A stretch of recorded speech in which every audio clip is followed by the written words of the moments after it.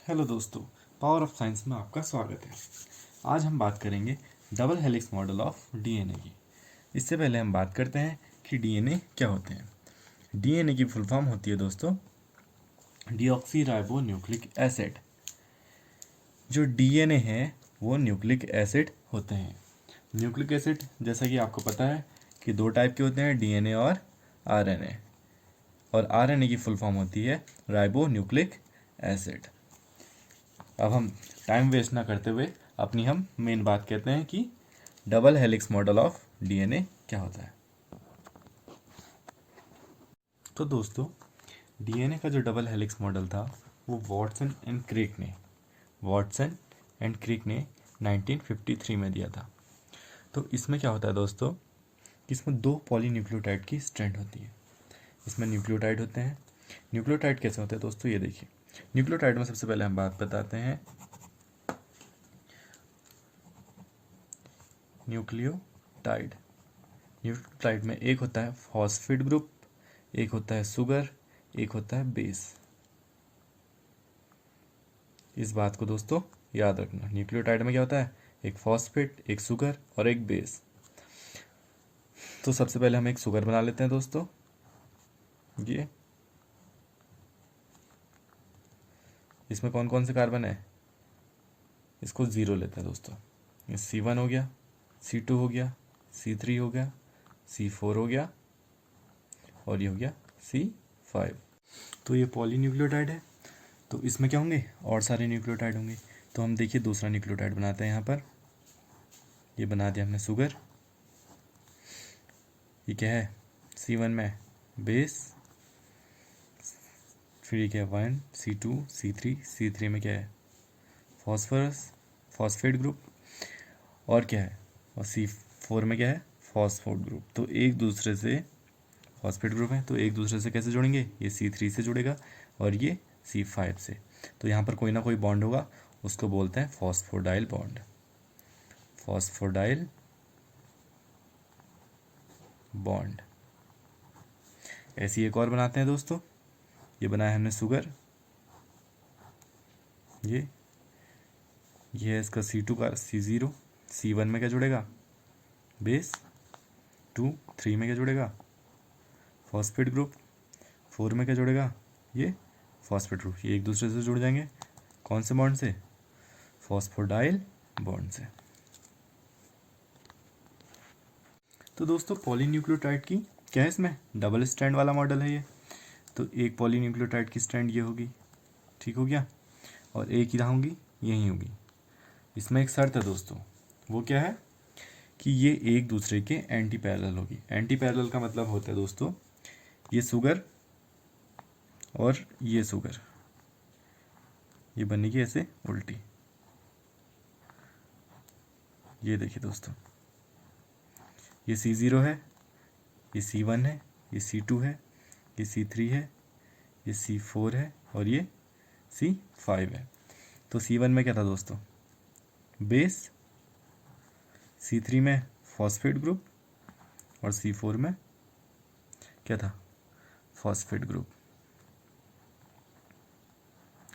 Okay दोस्तों, तो ये इसलिए होती है दोस्तों क्योंकि बेस और बेस आपस में बनाते हैं हाइड्रोजन बॉन्ड। हाइड्रोजन बॉन्ड, ये हाइड्रोजन बॉन्ड बनेगी, ये हाइड्रोजन बॉन्ड से एक दूसरे से जुड़ जाती है। और वैसी एक और बना के देखें हम, तो कैसे होगा, सेम ऐसी बनेगी ये, ठीक है। C0, C1 में क्या है बेस, C3 में क्या है फॉस्फेट ग्रुप। जो फॉस्फेट ग्रुप से फॉस्फेट ग्रुप जुड़ जाएगा बाय कौन सा बॉन्ड, फॉस्फोडाइल बॉन्ड से जुड़ जाएगा। C4 में एक और फॉस्फेट ग्रुप है, ठीक है। तो ये बेस और बेस आपस में जुड़ जाएंगे। तो दो स्ट्रैंड आपस में ऐसे जुड़ी रहती है। अगर ये एंटी पैरेलल नहीं होगी तो क्या होगा दोस्तों, देखिए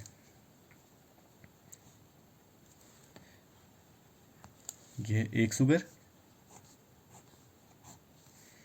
और ये एंटी पैरेलल नहीं है, ये दूसरी सुगर। बेस इसका कहाँ जाएगा, यहाँ जाएगा। इसका बेस कहाँ जाएगा, C1 में दोनों का बेस है, ये C0 ये C1, C0 C1। तो हाइड्रोजन बॉन्ड को जुड़ने के लिए क्या करना पड़ेगा, ऐसे दूर से घूम के जाना पड़ेगा, इसके पीछे से ऐसे जाना पड़ेगा।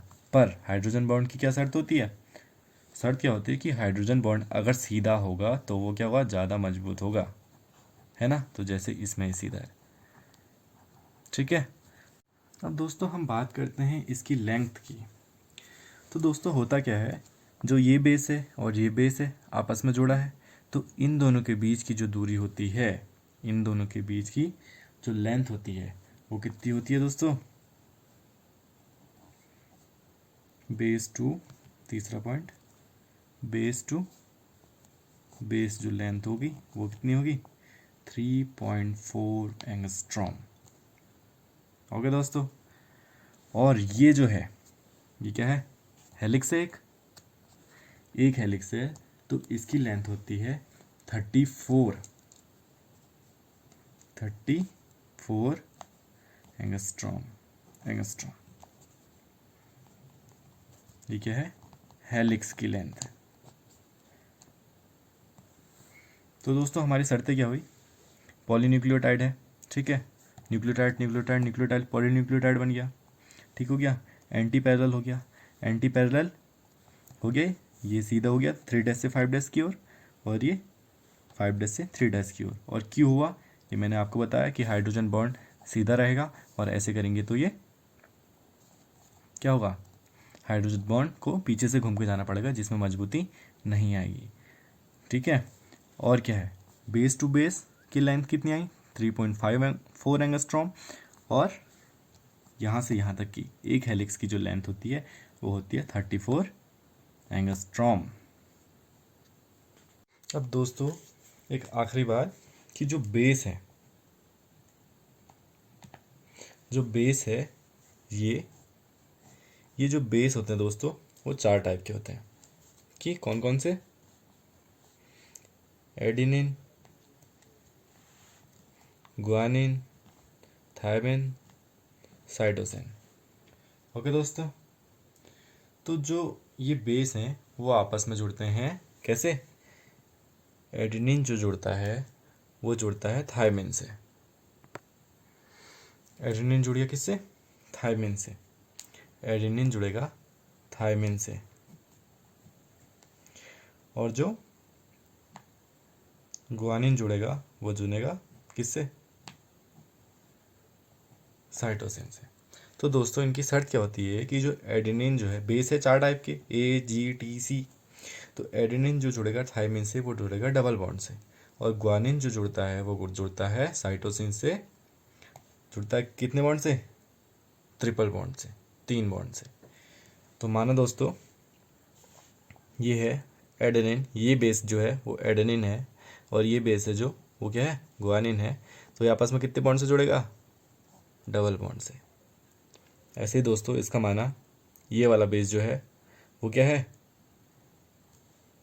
ग्वानिन है, और ये क्या है, साइटोसिन है। तो ये आपस में जुड़ेगा ट्रिपल बॉन्ड से। तो दोस्तों हम इस जनरल स्ट्रक्चर में बात करते हैं। ये डीएनए का डबल हेलिक्स मॉडल का क्या है, जनरल स्ट्रक्चर है। ये आना बहुत ज़रूरी है। तो क्या है इसमें दोस्तों, जो बेस आपस में जुड़े थे हाइड्रोजन बॉन्ड से, तो वो ये हैं, ये एडेनिन है, ये क्या होगा फिर, थायमिन होगा। तो ये आपस में कितने बॉन्ड से जुड़े रहेंगे, डबल बॉन्ड से जुड़े रहेंगे। ये थायमिन है तो ये क्या होगा, ग्वानिन होगा। तो ये आपस में कितने बॉन्ड से जुड़े रहेंगे, ट्रिपल बॉन्ड से जुड़े रहेंगे। और ये क्या होंगे, ये जो रोब होंगी एक दूसरे की क्या होंगी, एंटी पैरेलल होंगी। कैसे, ये 3' की ओर है तो ये क्या होगी, 5' में होगी। ये 3' के जो आमने सामने होते हैं वो सेम नहीं होते हैं। ये 3' है तो ये 5' होगी, और ये 5' है तो ये क्या होगी, 3' होगी। ठीक है दोस्तों। और क्या था, और था कि जो बेस है, इस बेस से इस बेस के बीच की डिस्टेंस कितनी होगी, लेंथ कितनी होगी, ये लेंथ कितनी होगी, ये होगी 3.4 एंगस्ट्रॉम।